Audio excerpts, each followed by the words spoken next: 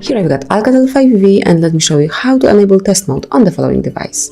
So at first you have to open the phone dialer, where we'll enter the secret code, which is *pound 2886 pound. And now we are in test menu, so as you can see, you can perform plenty of very useful, very advanced tests here. So as you can see, you can check the touch panel, LCD, keypad, main camera, front camera, then the receiver, speaker, microphone, vibration, USB, G sensor, light sensor, Wi-Fi, GPS, fingerprint, and all the others. Also, you can perform a factory reset through this mode. So let me show you, for example, let's pick speaker. So we definitely can hear it, so it passed. Then let me pick main camera.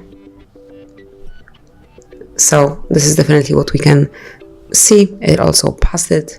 And you can check all the other features on your device through this test mode, through this secret code, which will enable you to use this mode.